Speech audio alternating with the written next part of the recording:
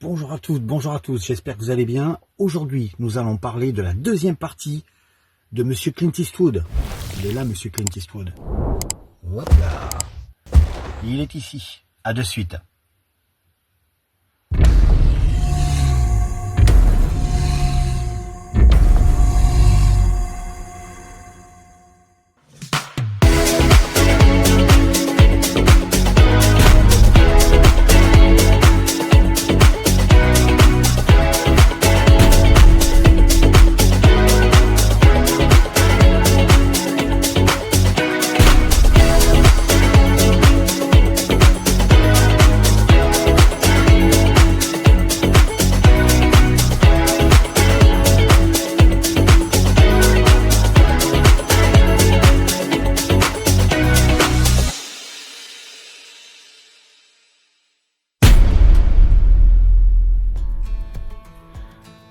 Eh bien bonjour à toutes, bonjour à tous, j'espère que vous allez très bien pour cette nouvelle vidéo. C'est la suite de la semaine dernière, c'est la deuxième partie spéciale filmographie Clint Eastwood.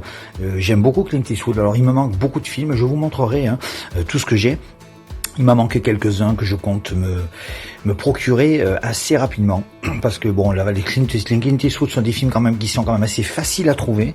Je vais me les procurer facilement, je vous les montrerai dès que je les ai. Voilà, donc nous allons commencer évidemment comme d'habitude, les Mad Movies. Alors le numéro 92, c'est l'avant-dernier que j'ai, parce qu'en fait j'ai le 94. Alors le 94, ça sera le dernier que j'achèterai, avec Street Fighter en couverture, et après le 95, 16, 17, 18, 19, malheureusement je ne les ai pas achetés, parce qu'à l'époque je les ai achetés en fonction de ce qu'il y avait dedans. Voilà, là maintenant je suis en train de me les regrouper tous et de les retrouver tous. C'est à partir du numéro 100 que j'ai commencé vraiment à les acheter,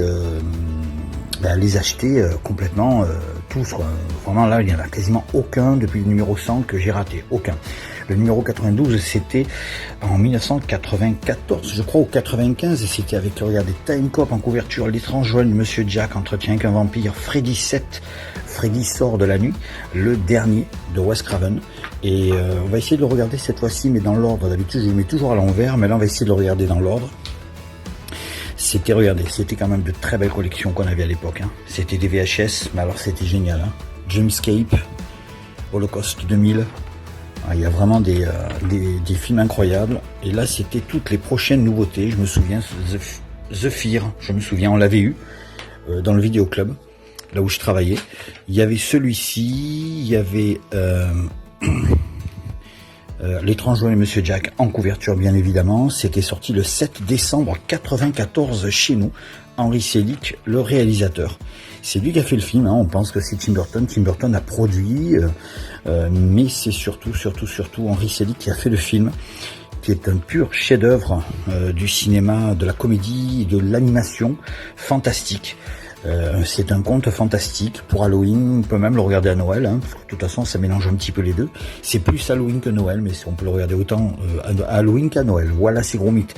Les Hardman, ça j'adore, la collection Hardman, je vous montrerai ce que j'ai Chicken Run, j'en ai quelques-uns qui sont très bien. Le Time Cop avec Jean-Claude Van Damme, Peter Yams qui était très bien aussi, le Russell Mulcahy avec The Shadow, avec Alec Baldwin. On avait aussi Jim Carrey avec The Mask, je crois je sais pas s'ils en parlent d'ailleurs de Jim Carrey, The Mask, je crois pas qu'ils en parlent.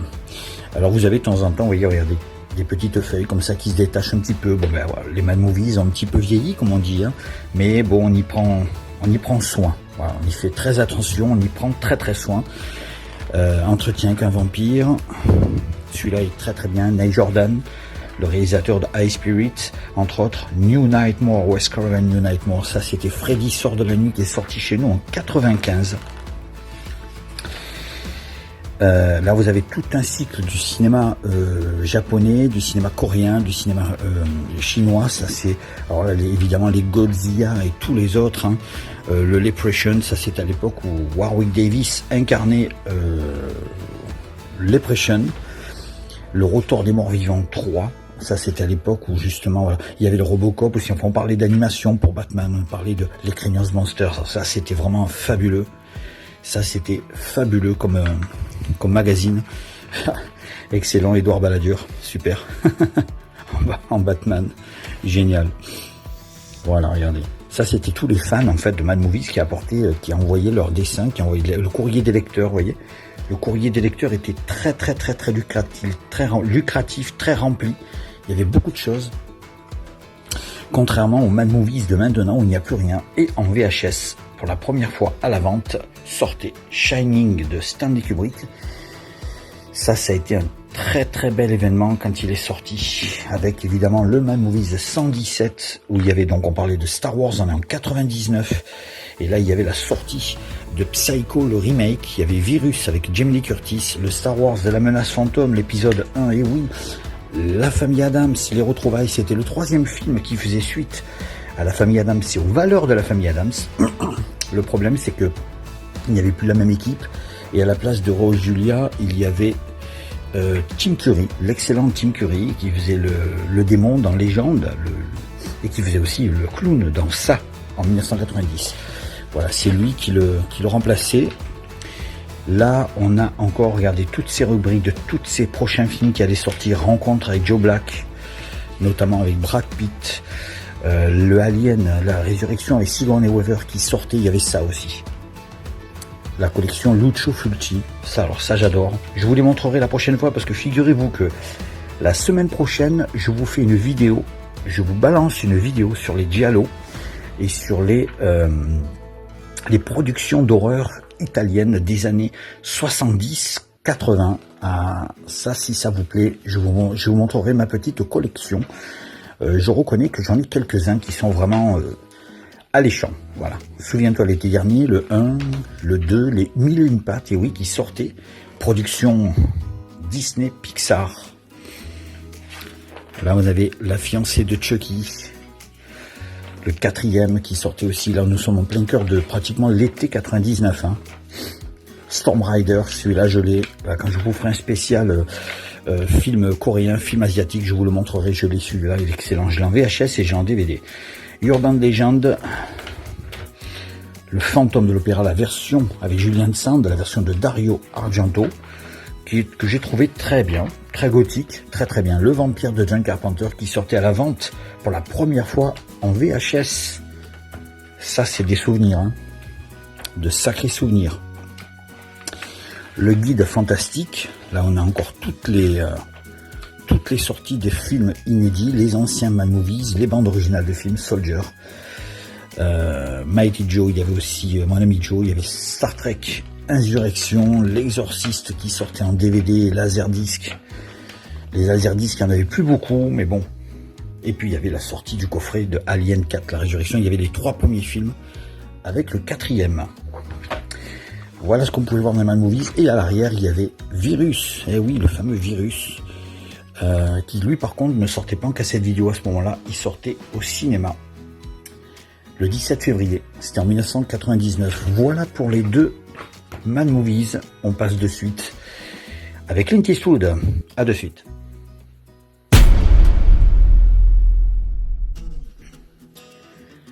Alors donc je vous ai montré celui-ci la dernière fois, Impitoyable, réalisé par Clint Eastwood avec notamment Gene Hackman qui nous a quittés il y a quelques mois, Morgan Freeman, Richard Harris qui complète ce casting et ce film absolument merveilleux où Clint Eastwood rend hommage et dit un dernier adieu au western, parce qu'à partir de ce moment-là, Clint Eastwood ne tournera quasiment plus de western, et celui-là c'est un très beau western, il est sorti en 1992, je vous en ai parlé là, j'adore cette image.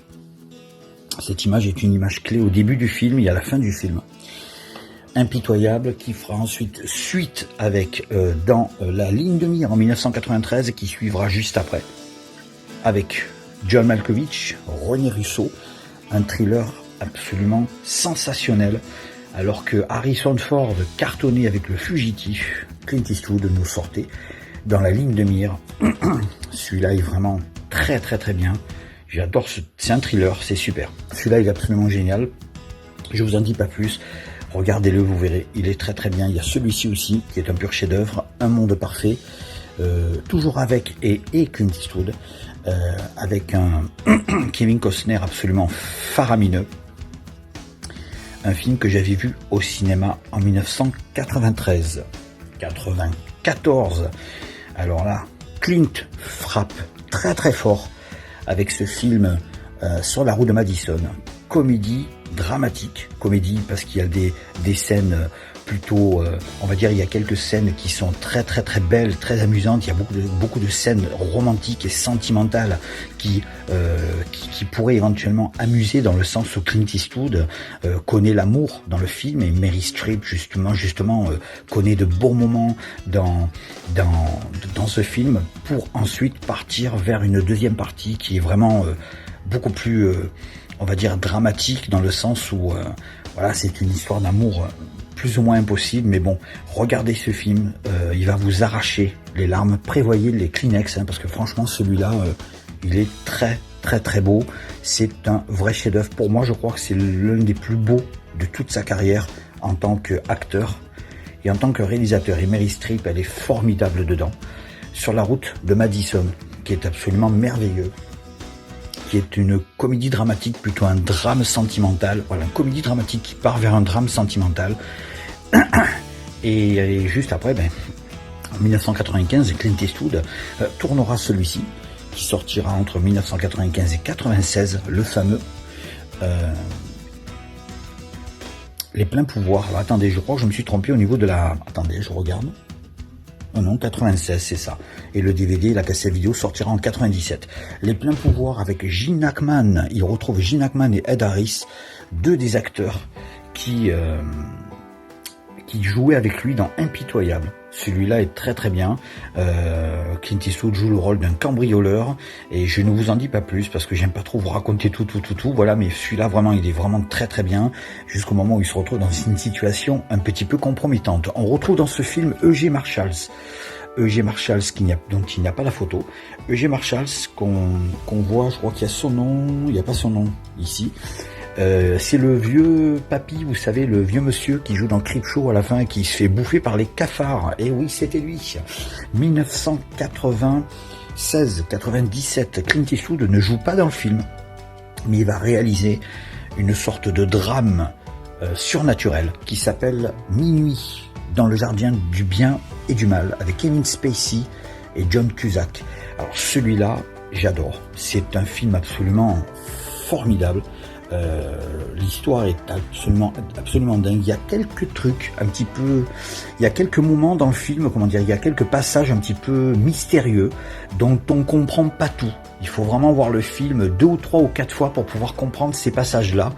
Mais c'est quand même quelque chose d'assez mystérieux, mais c'est très très très très bien réalisé. Minuit dans le jardin du bien et du mal, là Clint Eastwood est seulement réalisateur. Alors, juste un petit truc, j'ai ma voix qui a pris un petit peu, j'ai un petit peu la voix enrouée, vous voyez. Donc, je ne parle pas trop fort, j'essaie de mettre, j'essaie de parler près du micro, à côté du portable, pour que vous puissiez m'entendre, parce que j'ai la voix un petit peu abîmée, quoi. Voilà. Donc, je m'en excuse d'avance. Quand vous entendez ma voix comme ça, c'est que j'ai ma voix abîmée. En général, j'ai la voix beaucoup plus claire qu'actuellement. Voilà. 1998 et 99. Alors le film sera tourné en 98, il sortira en 99. Jugé coupable. Alors là, Clint Eastwood réalise et il joue dans le film. À noter que ce film-là est passé sur Canal+, il y a quelques temps déjà. Il y a pas très longtemps, je crois qu'il est passé au mois de novembre. Alors là, on est vraiment dans une histoire d'exécution, de condamné à mort, mais je vous en dis pas plus. Pourquoi ? Parce que celui-là, il y a James Wood dedans. James Wood, celui-là, il m'a marqué, alors vraiment marqué. Et Clint Eastwood finit les années 90 en beauté avec un thriller vraiment et un drame absolument incroyable, Jugé coupable. J'adore ce film. Clint Eastwood enchaînera directement chez les Cowboys. Vous allez me dire comment ça, il repart chez le western. Oui, mais cette fois-ci dans l'espace pour l'année 2000. Il partira pour le nouveau millénaire dans l'espace, dans Space Cowboys, un de mes films préférés. Celui-là, il y a énormément d'humour, de l'action, des scènes dans l'espace qui ont été tournées en studio, auquel Clint Eastwood, je trouve qu'il s'est gavé pour faire ce film, c'est magnifique. Tommy Lee Jones, Donald Sutherland, James Garner, qu'est-ce que vous voulez de plus ? Que voulez-vous de plus ? Avec un casting comme ça, et un film pareil, je l'ai même en VHS celui-là. Celui-là, Voilà, celui-là. Alors celui-là, c'est une merveille. Il faut vraiment, si vous ne l'avez pas vu, regardez-le. Vous allez passer quasiment plus de 2 heures. Je crois que c'est 2 heures, 2h06. Vous allez vous régaler. Il est très, très, très, très bien. Nous sommes en 2002. Et en 2002, Clint Eastwood, après une petite année de repos, là où il préparait évidemment ses futurs projets, en 2002, il nous sort Créance de sang, un thriller sanglant absolument super. J'adore ce film, avec évidemment le génial Jeff Daniels. Alors, Jeff Daniels, c'est l'acteur blond que l'on voit avec Jim Carrey dans Dumb et Dumber. Et oui, ça lui est arrivé aussi de jouer dans des films un peu plus sérieux. Il y a aussi Arachnophobie notamment, et il y a eu aussi Speed. Il joue dans Speed avec Keanu Reeves, on le voit au début du film. Voilà. Créance de sang, celui-là, il est très très très bien. J'adore ce film, superbe. Toujours à la réalisation, et non pas cette fois-ci en tant qu'acteur, c'est Mystic River, l'un des meilleurs Clint Eastwood en 1900, je crois qu'on est en 2000, on n'est plus en 1900, là, on est en 2003. On est en 2003, le film sortira en 2004 en DVD et en vidéo. Le fameux Mystic River avec Sean Penn, Tim Robbins, Kevin Bacon, Laurence Fishburne, Marcia Gay Harden et Laura Linney. Regardez bien ce casting, c'est incroyable. Et celui-là est un film très très très marquant. Vous n'êtes pas prêt d'oublier ce film une fois que vous l'avez vu. Et alors je crois que là où on atteint le sommet de l'émotion, c'est avec ce film récompensé par 4 Oscars, meilleur film, meilleur réalisateur, meilleure actrice, meilleur second rôle masculin, Clint Eastwood, Hilary Swank et Morgan Freeman dans $1 Million Baby, l'histoire de cette jeune femme boxeuse dont plein de choses vont lui arriver. Je ne vous dis pas quoi. En tout cas, ce qui est sûr, c'est que celui-là, il vous en met, comme on dit, plein la tronche, jusqu'à la dernière seconde. Et vous êtes vraiment pas prêt d'oublier ce film aussi. Là, Clint Eastwood va s'enfoncer vers des films un peu plus dramatiques dans les années 2000 et 2010. Mais il va vraiment nous servir de pure merveille. De pure merveille. Alors, entre-temps, Clint Eastwood a tourné Mémoire de nos pères avec sa suite. La lettre d'Ijoawa, je crois. Owa, pardon pour la prononciation. Je ne les ai pas. Je compte tout simplement les acheter. Il y a peut-être 2, 3, 4 films qu'il a fait que je n'ai pas encore trouvé. Je les ai trouvés, mais je les trouverai, je les prendrai, quoi. Voilà, parce qu'évidemment, faut que il va falloir que le dernier film qui est sorti, La Jurée numéro 2, son dernier film, je ne l'ai pas encore pris. Mais je compte aussi le prendre et me le procurer. Il y a celui-ci aussi qui est très très très très bien. Voilà, le fameux Grand Torino. Absolument merveilleux. Celui-là, il est très très bien. J'adore ce film. Où là, Clint Eastwood nous montre tout son talent de réalisateur et d'acteur. Une de ses dernières apparitions, je crois qu'il y a un autre film qui s'appelle Une histoire simple, il me semble, où il jouera dedans, mais il réalise pas le film. Entre-temps, il réalisera d'autres films où il ne joue pas dedans, justement, puisque vous avez notamment celui-ci. Invictus, avec Morgan Freeman dans le rôle de Nelson Mandela et Matt Damon. Cette fameuse histoire c'était le ouais, c'était le terrain de rugby, c'était du rugby, donc voilà, c'est ça. On est dans une équipe de rugby. Nelson Mandela avait participé, il était là le jour justement de ce match. Et Morgan Freeman est absolument génial dans ce film que je vous conseille vivement. Il y a celui-ci aussi avec Matt Damon qui est très bien, un petit peu teinté de surnaturel. Au-delà, avec cette fameuse histoire, vous savez, l'histoire du tsunami. Il y a eu ce tsunami en 2004. Clint Eastwood en a fait un thème pour le film et l'a réalisé. Là aussi, on est vraiment dans un Clint Eastwood très très bien. Beaucoup de gens l'aiment pas trop, celui-ci. Il est peut-être un petit peu plus faible. Moi, un que j'aime beaucoup, mais dont je suis pas très fan non plus, c'est celui-là. Alors, il y a un petit fourreau cartonné. Voilà, il est directement avec un petit fourreau cartonné, vous voyez, directement. Voilà. C'est le fameux J. Edgar. Clint Eastwood a réalisé ce film avec, pour la première fois dans sa filmographie, Leonardo DiCaprio, qui joue le rôle de cet homme politique, J. Edgar, un film vraiment bien, hein, très très bien, hein. Franchement celui-là il est bien fait, il est bien réalisé, mais je ne suis pas, c'est pas mon préféré, voilà, c'est pas sur ce film-là dont je vais me jeter quand je vais vouloir regarder un Clint Eastwood, mais en tout cas ce que je peux vous dire c'est que Leonardo DiCaprio dedans est très très bien. Celui-ci, alors celui-là par contre c'est, on part dans un autre genre. Bradley Cooper et Sienna Miller dans le fameux American Sniper. La Clint Eastwood réalise, il ne joue pas dans le film. Il ne joue pas dans le film. Non, non, non. Il réalise uniquement. C'est vrai que pendant un long moment Clint Eastwood, on l'a plus revu sur les écrans. Il apparaîtra un petit peu vers la fin. Voilà. Le fameux American Sniper, celui-là est très bien, je crois qu'il m'en manque encore un ou deux entre temps. Celui-ci qui est passé sur Canal+, il y a quelques mois, le fameux film avec Tom Hanks, Sully, l'histoire de ce pilote qui avait réussi à amérir cet avion en plein cœur de Manhattan et qui avait évité une catastrophe absolument foudroyante si ça avait arrivé, heureusement tant mieux. Mais regardez bien ce film parce qu'il y a toute une histoire ensuite derrière par rapport à cet incident et là vous avez un Tom Hanks absolument incroyable, une réalisation Clint Eastwood encore, et là on va finir avec deux films absolument superbes. La Mule, le fameux La Mule, alors Clint Eastwood joue dedans, j'adore ce film, celui-là j'adore, je trouve que ça conclut bien presque sa carrière.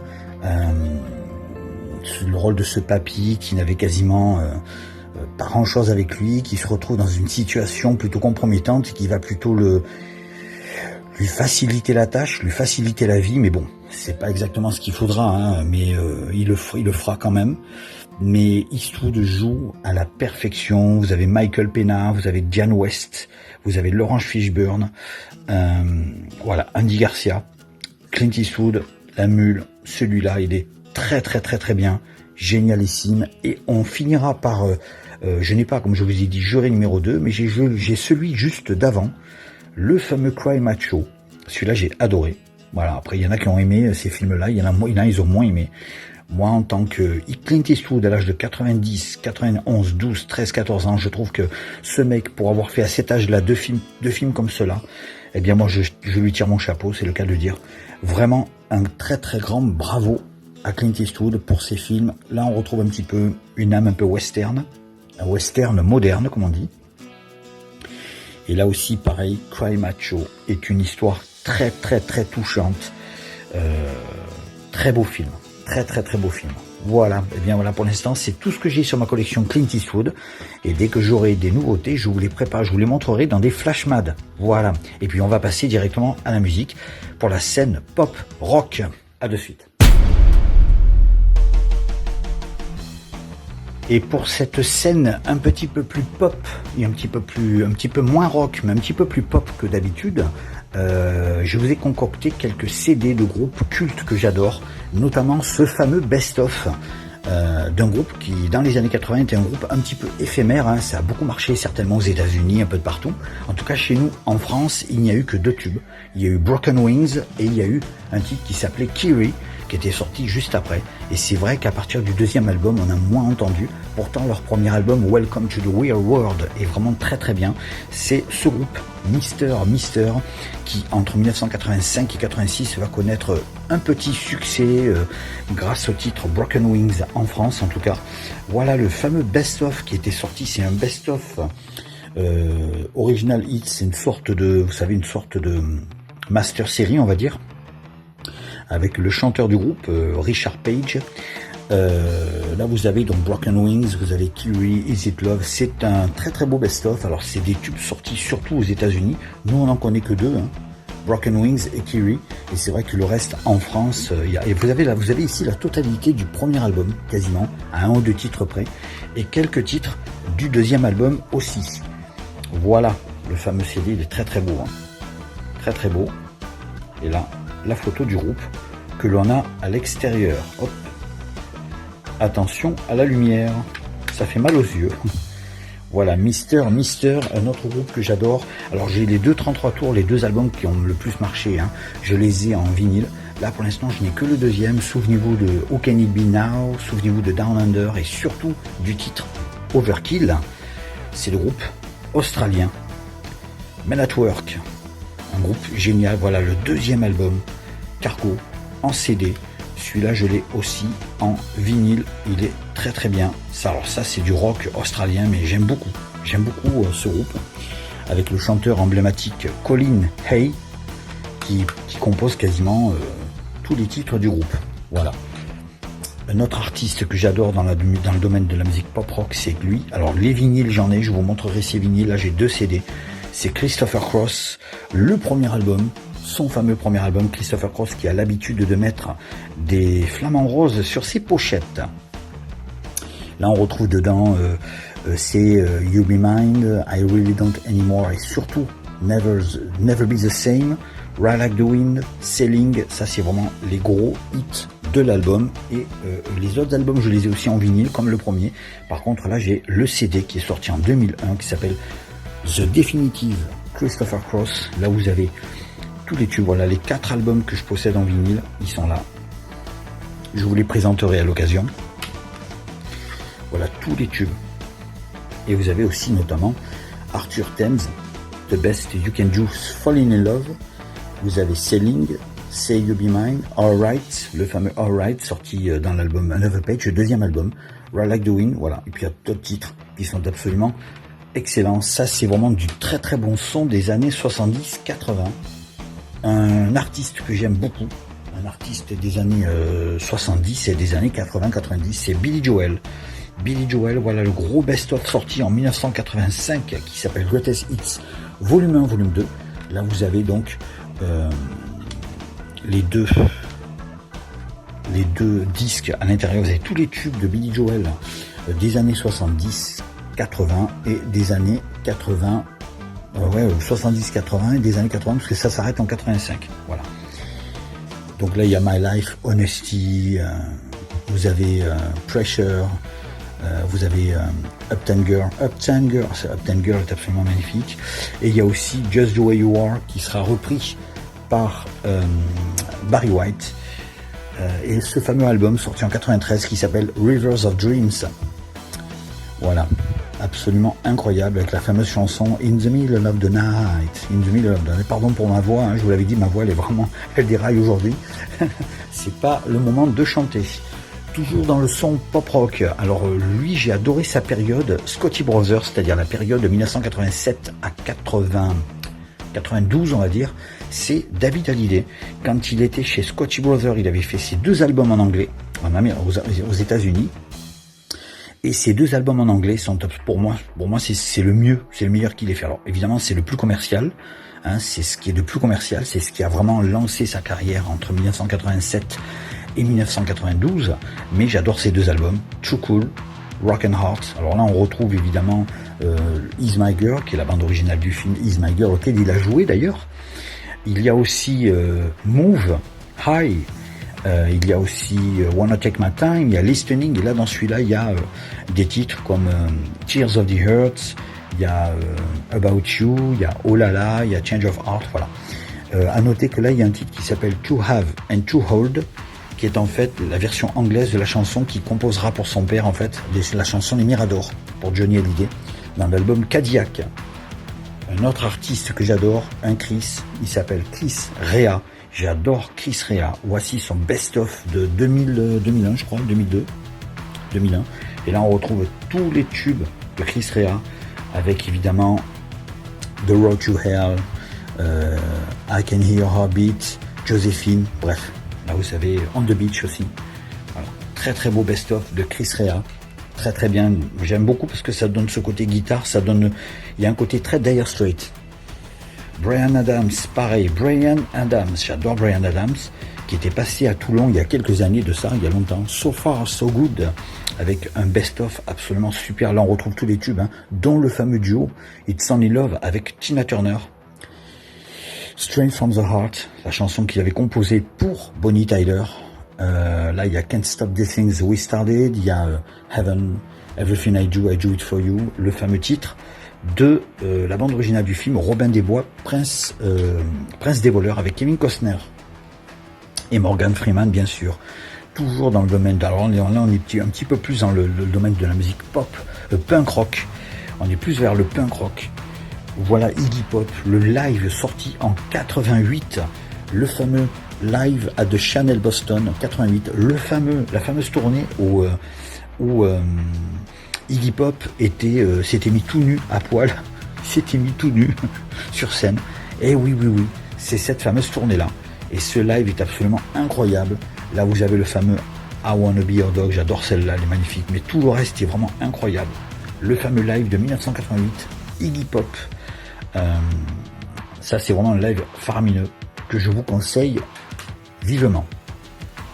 Toujours pour la scène pop-rock, il y a aussi un superbe groupe. Alors là, je suis fan à mort. J'ai quelques vinyles, quelques CD, quelques 33 tours. Enfin, je suis en train de compléter ma collection parce que ça, c'est un groupe dont je suis vraiment fan. Supertramp, les super clochards. Dans sa traduction française, les super clochards, avec Roger Hodgson, John Helliwell et surtout Rick Davies qui nous a malheureusement quitté d'un cancer dont il souffrait depuis 2015, depuis 10 ans, et souvent on n'avait pas de nouvelles. Je me disais j'espère qu'il va mieux, j'espère qu'il est en fait non, en 2025 il nous a quitté. Supertramp, alors ça c'est vraiment un groupe pop rock teinté de synthé, teinté de piano. On retrouve des nappes de violon, on retrouve des nappes de, bon évidemment il y a guitare basse, il y a des guitares électriques, il y a des orgues, pas des orques, hein. Les orques c'est un petit peu gros quand même, un orgue dans un studio d'enregistrement ça prendrait de la place. Il y a aussi bien sûr beaucoup d'instruments avant, de la clarinette, du saxophone, de la trompette. C'est vraiment incroyable. Alors ça vraiment c'est un groupe que j'adore vraiment.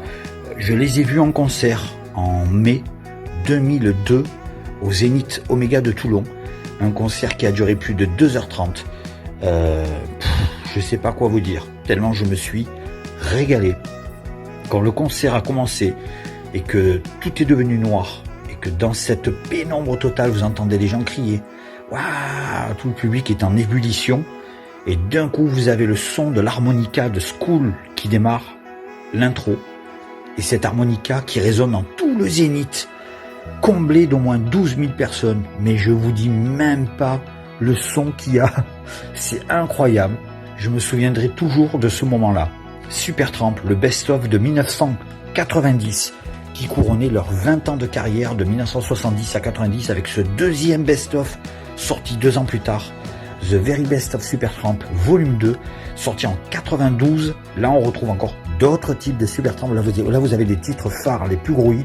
Et là, vous avez d'autres titres encore qui ont été des succès et des chansons incontournables comme Even in a Quietest Moment, Gone Hollywood, bref. Et l'autre aussi, alors là, vous avez Logical Song, Goodbye Stranger, Breakfast in America, Take the Long Way Home, Crime of the Century, Dreamer.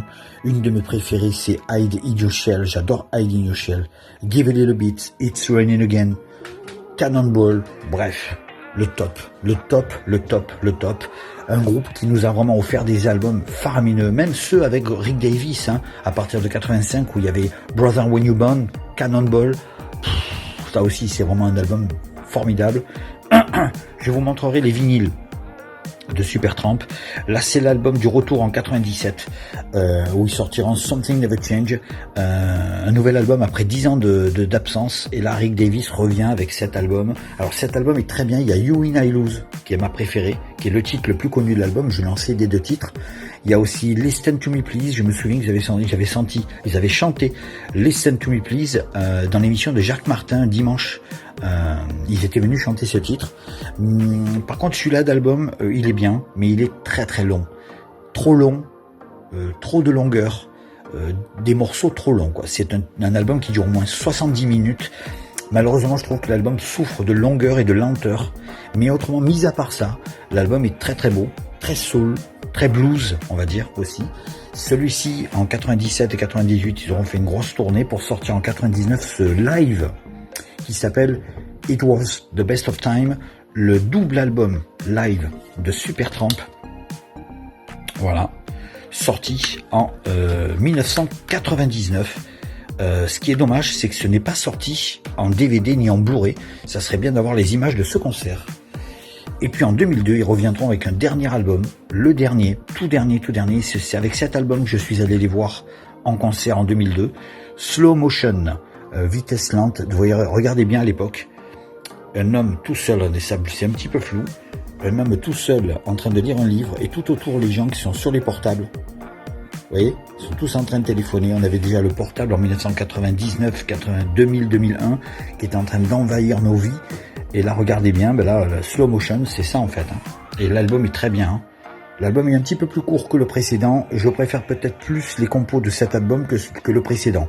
Mais j'aime bien Little by Little, Slow Motion, bien sûr, Broken Hearted. Et le Over You est un slow absolument superbe. Slow Motion 2002, Supertramp.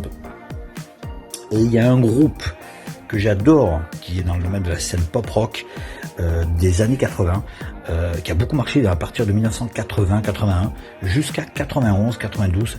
C'est le groupe Level 42, avec son chanteur emblématique Mark King, bassiste et chanteur du groupe Level 42, Level 42, 42e étage.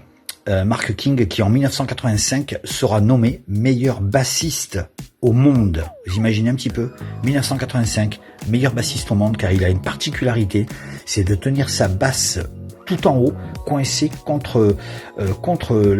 en dessous du bras, en fait, du bras droit, et il plonge sa guitare vers le bas. C'est une façon de jouer assez spéciale, mais ça lui permet d'avoir un groove absolument unique. Voici un live de Level 42 qui s'appelle Physical Presence, un live de la tournée 1983-84 avec Hot Water, The China's Way, Just As Begin, Love Games. Voilà, là on commence à avoir quelques titres. The Sun Goes Down, j'aime beaucoup. Quelques titres un petit peu connus. Mais c'est surtout à partir de 1985 que le succès va arriver avec Something About You.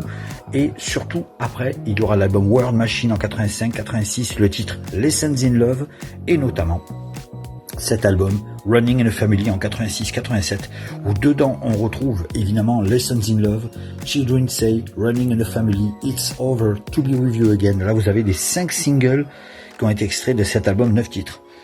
Running in a Family, gros succès entre 1986 et 87. Et puis ça continue, puisqu'en 1988, il y aura celui-ci, que j'adore, Starry as the Sun. Alors là, il y a pratiquement, on va dire, mon morceau favori de Level 42, hein, le fameux Heaven in My Hands. J'adore ce titre. Voilà le petit track, list, il est là, avec Take a Look, qui est très connu aussi, Tracy, qui est très connu aussi. Voilà. Le fameux groupe Level 42 dans les années 80, 88. Voilà, ça c'est vraiment un groupe excellent. Si vous connaissez pas, jetez-vous dessus, écoutez et vous allez entendre un petit peu ce que c'est. Je l'ai en 33 tours, je l'ai aussi en CD. Je vous montrerai le 33 tours. Voici le CD sorti en 1990 du Best of, ça s'appelle Level 42, Level Best. C'est un petit peu flou. Ça va aller, voilà, je le mets au point. Voilà, alors là vous avez tous les singles. Alors le 33 tours, il y a tous les morceaux sauf les 4 derniers. Voilà, ça s'arrête à Lessons in Love. Mais tout le reste là, vous l'avez sur le 33 vinyle. Et à partir des 4 derniers, ce sont des titres rajoutés en bonus sur le CD. Level 42. Voilà, vous avez tous les tubes dans... Alors attendez, je crois qu'il y a des pochettes. Allez, bougez pas. Je vais vous montrer. Voilà. Voilà. Là, vous avez les pochettes des albums. Le fameux album de 1981, le premier album de 81, le Pursuit of Accidents en 82. En 83, ils sortiront Early Tapes, qui est en fait les démos, les premières versions de ces deux premiers albums-là. 83, Standing in the Light, True Colors en 84, A Physical Presence en 85, dont je vous ai montré tout à l'heure, qui est ici. Et là, vous avez World Machine en 85 avec notamment le fameux Something About You, le Running in a Family que je vous ai montré et le Starry as the Sun 87-88, jusqu'en 89 il y aura une belle promo et en 90 il y aura ce Best of qui sortira, qui conclura les 10 premières années. C'est marrant parce que il y aura un autre album qui sortira en 1991 qui s'appelle Guarantee, qui aura eu un ou deux tubes en France.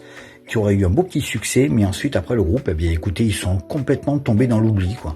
Sauf évidemment les inconditionnels comme moi qui ont connu les années 80, connaissent Level 42, mais malheureusement après les jeunes d'aujourd'hui, faut vraiment leur faire connaître. Donc c'est pour ça que je fais justement ce genre de vidéo. Et en même temps voilà, je vous présente des groupes qui justement pourraient vous plaire. Écoutez la nouvelle génération là, écoutez Level 42, allez sur les plateformes qu'il faut, écoutez leurs titres. Je vous dis franchement, c'est absolument génial. Quand vous allez entendre ça, vous allez vous dire, ah oui, je comprends pourquoi dans les années 80, c'était mieux. Voilà. Eh bien écoutez, je crois que cette vidéo se termine déjà et puis je vais vous faire une petite conclusion. À de suite les amis.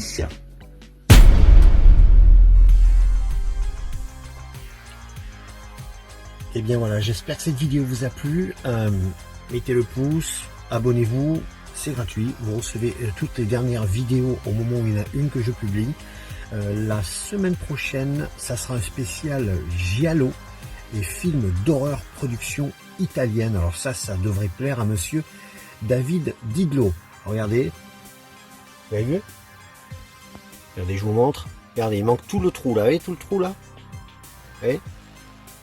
Eh bien c'est déjà tout le paquet DVD de Blu-ray, je vous ai mis de côté pour la prochaine vidéo, je vais la faire là incessamment sous peu. Gros bisous à tous les mads, à vendredi prochain, 20 h, ciao.